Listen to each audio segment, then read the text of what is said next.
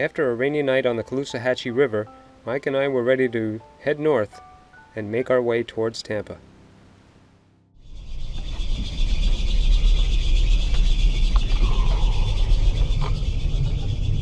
She casting us off? Cast up. Beat me to it.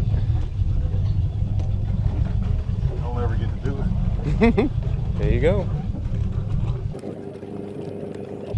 Today should bring us to Venice, hopefully. Starting out with a little bit more moisture in the air, though. That concerns me. Time will tell.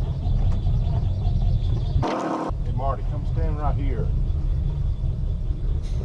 Why? Mm-hmm. How's your steering? Feels tight. Despite having gotten a little bit of rain the prior night, we continued to be fortunate by not having any wind. Looks nice. Some clouds in the sky. Yeah. Past couple of days have been blue sky in the morning. Is she correcting? Yep. After more than our share of things going wrong with the boat, we were on the edge of our seats waiting for anything that might go wrong again. Rocks make you nervous on the ride. Yeah. It's an intimidating little cut to come through. It is. If you had weather, Oh my. I'm just going to stay out there.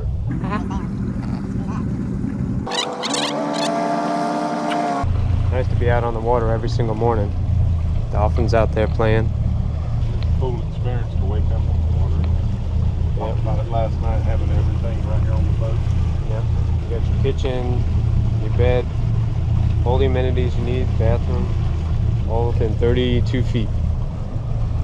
It surprisingly doesn't feel mining. Right. It's like, you know, It doesn't feel cramped at all. no. It's always different.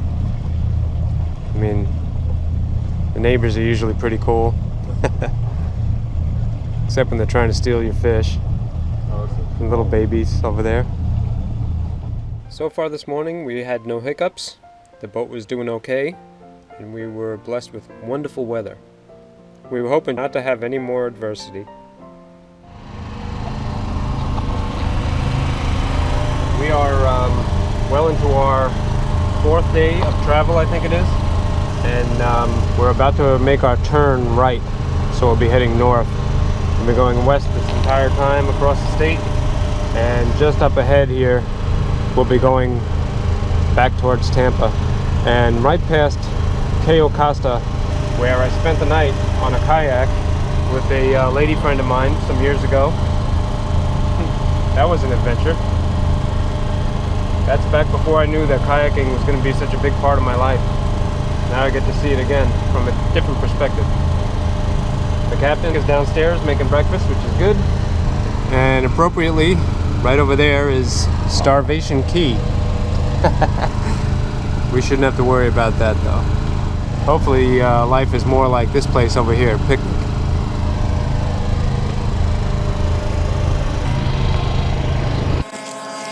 Dude, French toast and sausage and eggs. Nice. As always, the captain had a wonderful meal for breakfast, and we were back underway doing our thing. Sometimes doing the cruising thing isn't really that exciting.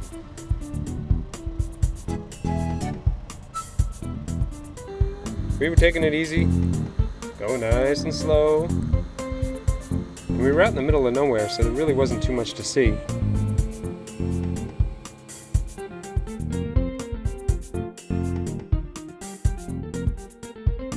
This was Pine Island Sound Aquatic Preserve, and there was a lot of boat traffic out here. We're making a tidal wave.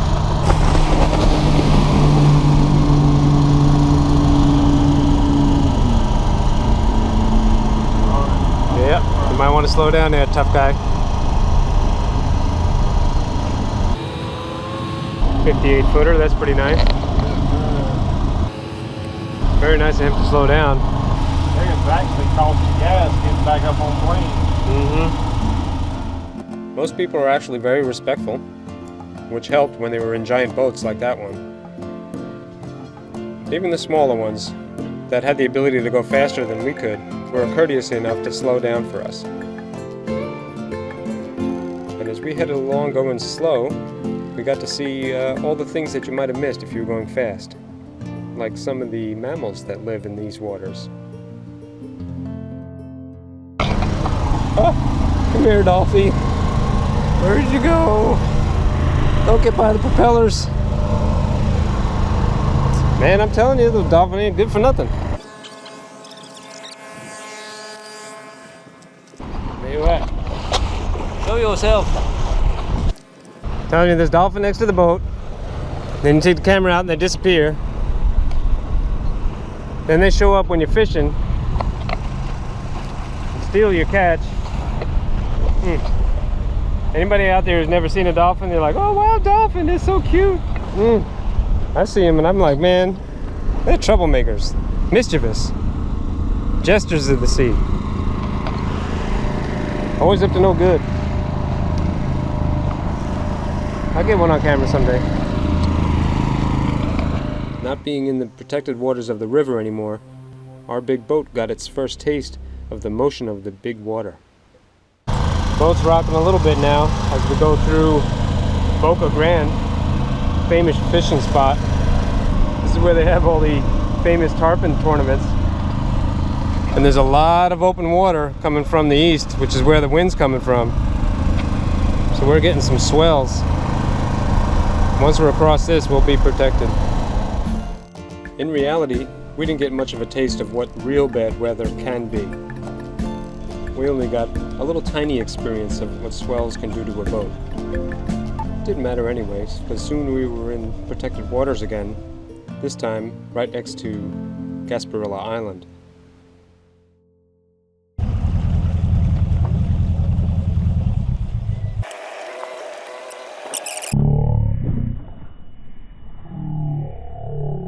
There, got it.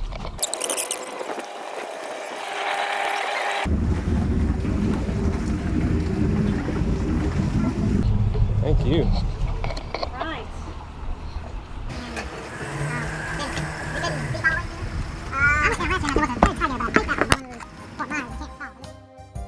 Well, this place to fuel up, I believe, was called Miller's Dockside, and it was just a perfect place. Well, almost. Besides this little OCD nightmare, everything else went swimmingly here. Woo! All fueled up, and off we go. Right, here we are. Thank you, man. Yeah, no problem. You guys have a good one. Thanks, brother. You too. Safe travel. Appreciate that. In the home stretch now. Yep.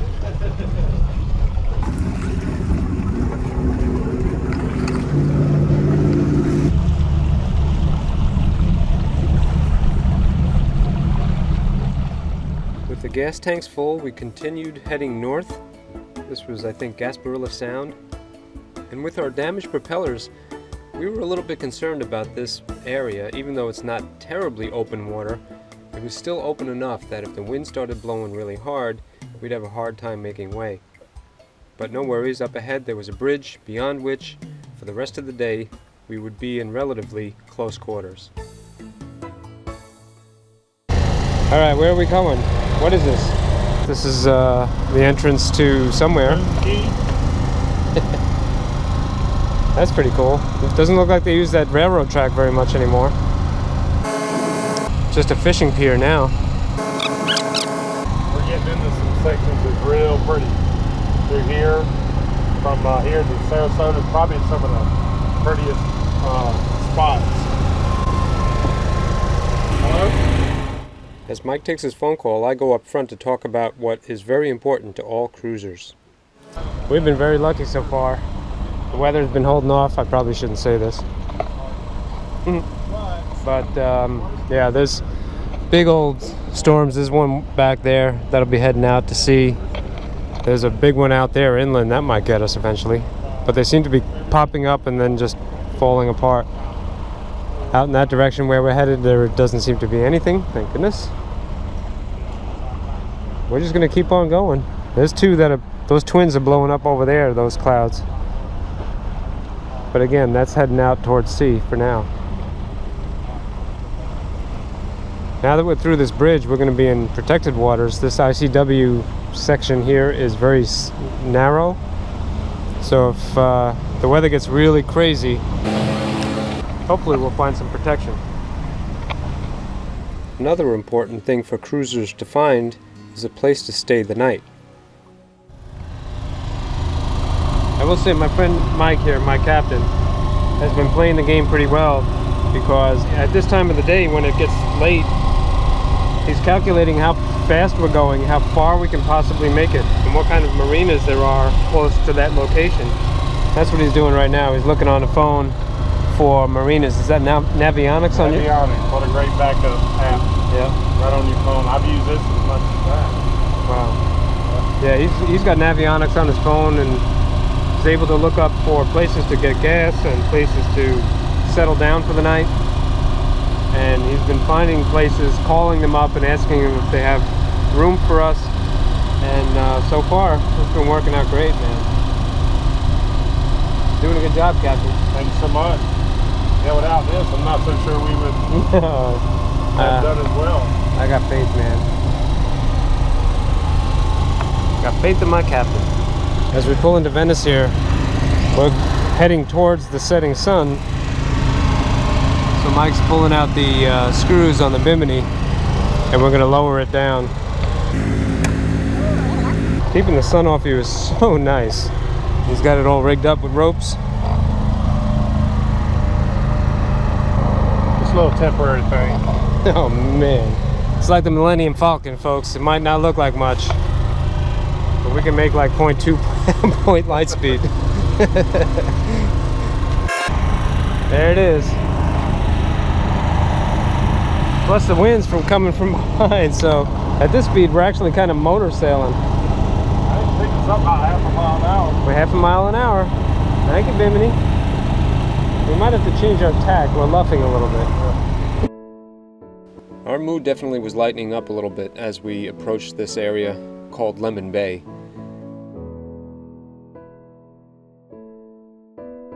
It was summertime still, and storms could pop up, and with our bent propellers, there is a chance that we would not be able to power our way through a squall or something.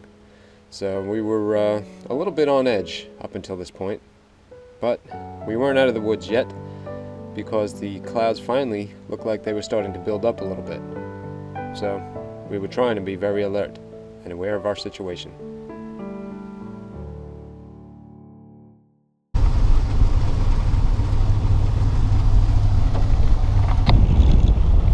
Those clouds off to the side look like they're gonna get us. I'll put a time lapse on them. They'll probably get us a lot quicker then.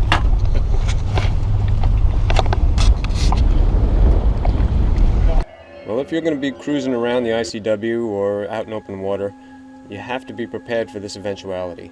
Just like when you're out on a kayak, if you're on the water, you have to expect that there's a chance you're going to get wet.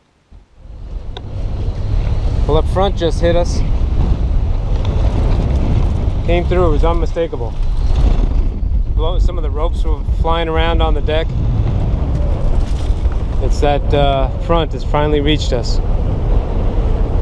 The bottom of it obviously is moving faster than the top. And there's rain there, there,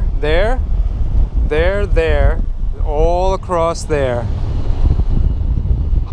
And then back there, there's a real big one. Beyond that rainbow back there and all that, there's lightning. Whew, man, we are totally surrounded.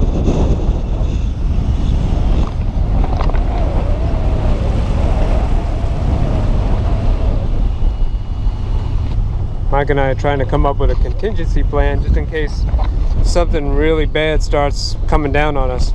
But out here, where these birds are diving, it's about 1 foot deep.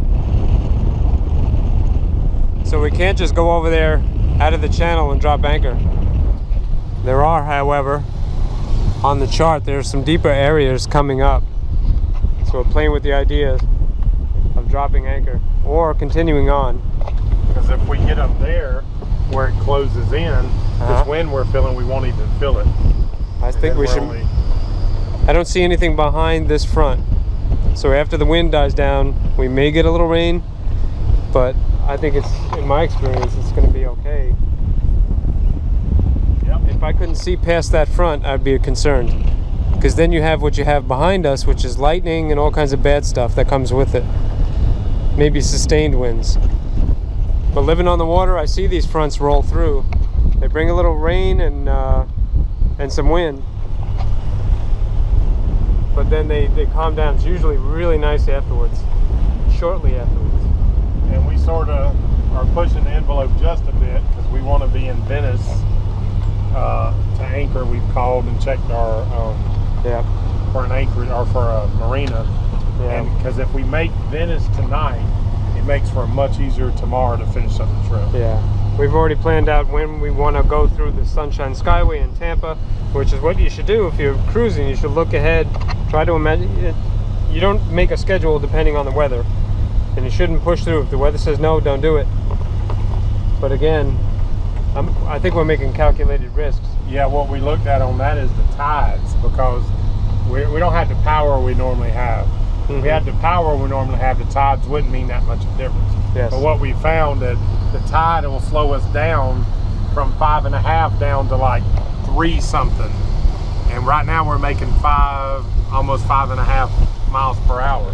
But that tide, if we wait and go in there tomorrow afternoon, the tide's going to turn against us. Through the Skyway, yeah. Yeah, through the Skyway. And then instead of what would be a 3-hour trip, it may be a...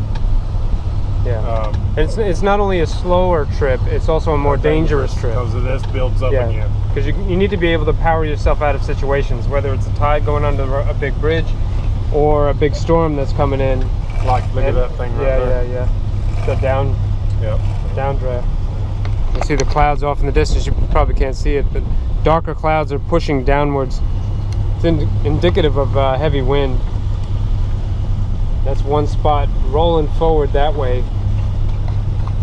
That's how narrow it's getting there. Yeah. And that's the difference. Look at it. It just closed up 100 yards. If we can just make it another, 3 miles, we're going to be in a very protected area. Yeah. Where the winds I'm not worried about rain. I've driven in rain many times. Yeah. It's that wind starts pushing you with this big sail basically up here. And I hadn't told the story on tape, but where we got caught in a very small harbor and we were dragging our anchor like it wasn't even there. And it was very scary. I had to stay up top, but that's when I had solid engines and keep gunning the engines and keep it into the wind. Yeah. I don't have that right now. Yep. All right, I'm going to put you in the waterproof housing. I'll keep filming, but we need to batten down the hatches. Yep.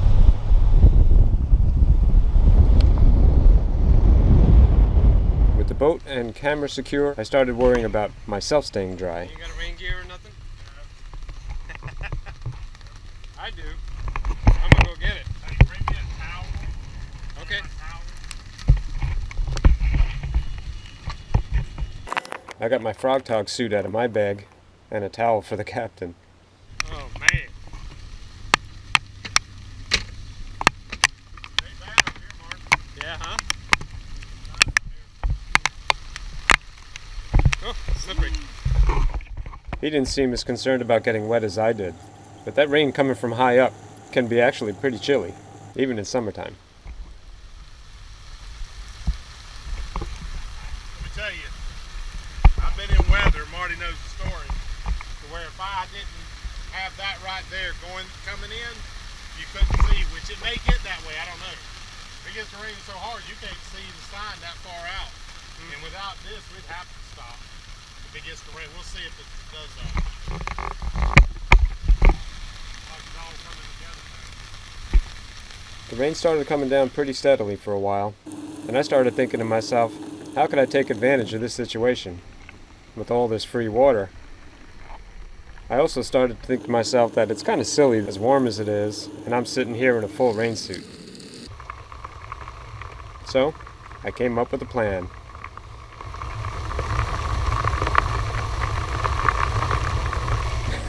That's right, you might as well take a shower on the boat if you're going to get free water. It definitely was a little chilly, but Mike had a washdown hose that was drawing water from inside the engine compartment where it was nice and warm.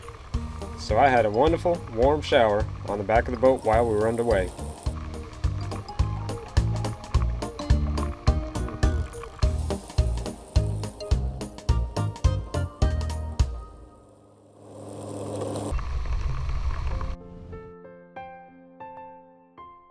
As expected, the weather finally let up and it got nice and calm and beautiful again. And we were approaching our destination little by little.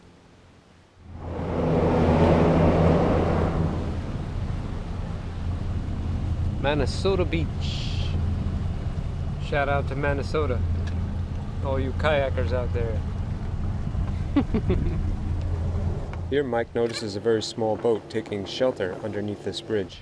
Yeah, we got a boat back there. Do we?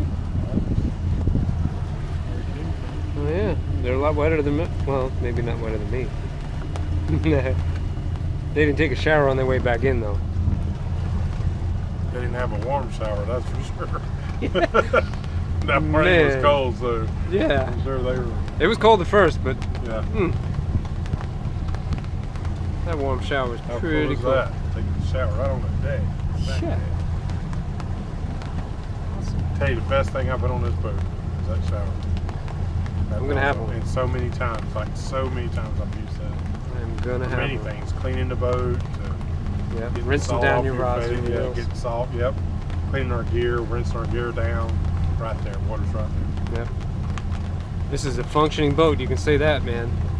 You can that's run it good. up on rocks, Keep and it'll on still going. get you home. What's that?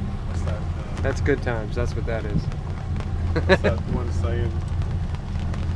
Takes a Keeps licking, and keeps on ticking. like a Timex watch. Yeah. I'm gonna change the name of this to Timex. Oh man.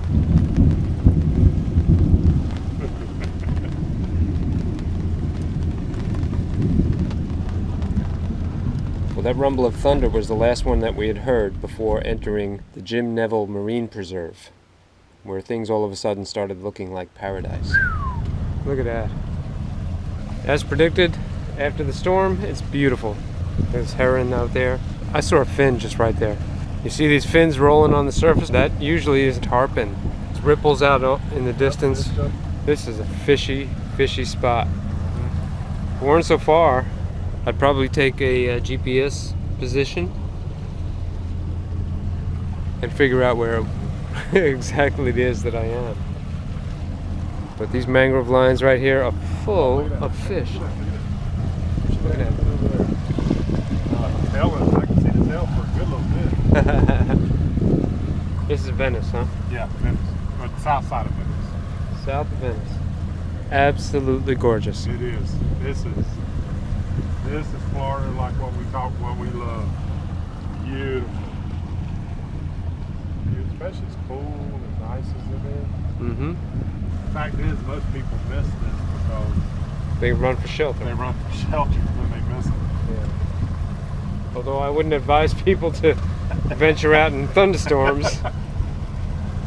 But if you find yourself out there, usually you are rewarded for your ignorance and your craziness. Good Lord said, well, You're a fool, but I love you. So here you go. And here it is. With the sun over the horizon, we only had this little stretch of water to go before we would be at our destination. And this was called the Venetian Waterway. We're coming to our place where we're going to spend the night. Just beyond this bridge in Venice. We made it. I'm very clean, thank you. We were coming up to Fisherman's Wharf Marina. That's where we would tie the boat up for the evening. We planned on getting an early start the next day. But first we had to deal with this ripping current over here. It was a tough place to dock.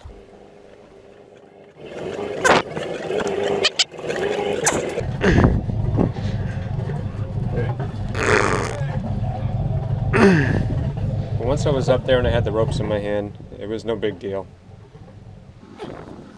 At this point it was already routine. Just tie up, plug in, and relax.